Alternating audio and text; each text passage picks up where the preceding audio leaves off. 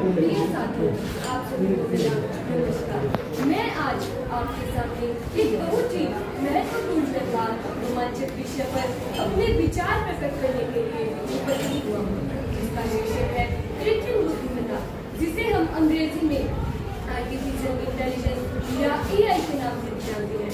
कृत्रिम बुद्धिमत्ता, जिसे सरल शब्दों में AI कहा जाता है, एक ऐसी टेक्निक है जो कंप्यूटर तथा मशीनों को मानव जैसी बुद्धिमत्ता तथा निर्णय लेने की क्षमता प्रदान करती है। उदाहरण के लिए सीरी, जो कि एप्पल द्वारा बनाया गया है, यह एक वॉइस एक्टिविटी व्यक्तिगत सहायक है जो आपके मोबाइल की स्क्रीन को टच किए बिना कई कार्य करने में सहायक है, जैसे कॉल करना, संदेश भेजना, रिमाइंडर सेट करना आदि। यह एक ऐसी प्रणाली है जो डेटा से सीखती है तथा अपने अनुभव के आधार पर कार्य करती है। AI के मुख्यतः दो भाग होते हैं, मशीन लर्निंग तथा डीप लर्निंग। मशीन लर्निंग का उपयोग करके कंप्यूटर को डेटा के माध्यम से सिखाया जाता है, जबकि डीप लर्निंग में न्यूरल नेटवर्क्स का उपयोग किया जाता है। आगे अब हम जानते हैं कि AI का उपयोग विभिन्न क्षेत्रों में कहाँ हो रहा है।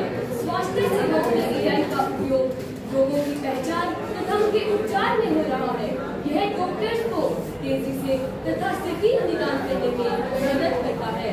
AI का उपयोग मेडिकल इमेजरी की सटीक व्याख्या, दवाओं के विकास तथा व्यक्तिगत उपचार योजनाएं बनाने में किया जा रहा है। इसका उदाहरण है डीप माइंड्स अल्फागो। यह एक उन्नत AI प्रणाली है जो प्रोटीन की संरचना की भविष्यवाणी करने में सक्षम है। यह जैविक अनुसंधान तथा दवा विकास में महत्वपूर्ण स्थान रखती है, क्योंकि यह प्रोटीन की कार्यक्षमता को निर्धारित करती है। शिक्षा में AI का उपयोग शिक्षण तथा सीखने की प्रक्रिया को व्यक्तिगत तथा प्रभावी बना रहा है। यह छात्रों की कमजोरियों को पहचान कर उन्हें विशेष सहायता भी प्रदान कर सकता है। परिवहन में AI के माध्यम से स्वचालित गाड़ियां और ड्रोन विकसित हुए हैं, जो यातायात प्रबंधन तथा सामान की डिलीवरी को आसान बना रही है। कृषि में AI का उपयोग उपज बढ़ाने तथा संसाधनों के प्रभावी उपयोग के लिए हो रहा है। व्यापार तथा वित्त में AI डेटा विश्लेषण के माध्यम से बेहतर व्यापारिक निर्णय लेने तथा धोखाधड़ी की पहचान करने में सहायक है। AI के ये अनुप्रयोग न केवल हमारे जीवन को सरल बना रहे हैं, बल्कि इसे और अधिक उत्पादक तथा सुरक्षित भी बना रहे हैं। इसके कुछ प्रमुख लाभों में शामिल है दक्षता में वृद्धि, समय तथा संसाधनों की बचत तथा बेहतर निर्णय लेने की क्षमता। हालांकि हर तकनीक की भांति कृत्रिम बुद्धिमत्ता के साथ कुछ चुनौतियां हैं। इनमें से प्रमुख चुनौती रोजगार की है, क्योंकि कुछ नौकरियां स्वचालन के कारण खतरे में पड़ जाएगी और लोगों का रोजगार छिन जाएगा।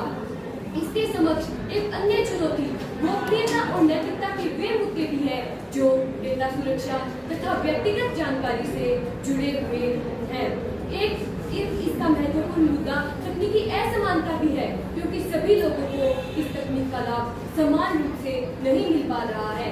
फेसबुक की कंपनी मेटा के CEO मार्क जकरबर्ग ने एक पत्र में AI से होने वाले नुकसानों पर लिखा है कि सरकार तथा कंपनियों जैसे बड़े सिस्टम ओपन सोर्स सिस्टम का दुरुपयोग करने वाले छोटे लोगों पर स्वयं नजर रखते हैं। वहीं दूसरी ओर फ्यूचर लाइफ इंस्टीट्यूट के एक विशेषज्ञ हमजा तारिक चौधरी का कहना है कि कुछ तानाशाह सरकारें सत्ता के दुरुपयोग तथा अन्याय करने के लिए लामा जैसे मॉडल्स को नया स्वरूप दे सकती है। कुछ लोगों की यह भी दलील है कि AI से हमलावर मजबूत होंगे, लेकिन सुधार के लिए गुंजाइश बहुत कम रखी गई है। अमेरिका तथा चीन सहित 28 देशों ने AI के खतरों से निपटने के लिए संकल्प लिया है। अमेरिका की उपराष्ट्रपति कमला हैरिस ने कहा कि AI के पूर्ण परिदृश्य से निपटने के लिए हमें अभी से कार्रवाई शुरू करने की जरूरत है। इस प्रकार AI हमारे जीवन में विकास और विनाश दोनों ही रोल अदा कर सकता है, किंतु चुनौतियों के बावजूद हमें इसके प्रति आशावादी रहना चाहिए तथा इसके नैतिक उपयोग पर ध्यान देना चाहिए। इसके नैतिक तथा जिम्मेदार उपयोग से हम अपने भविष्य को उज्जवल बना सकते हैं। धन्यवाद।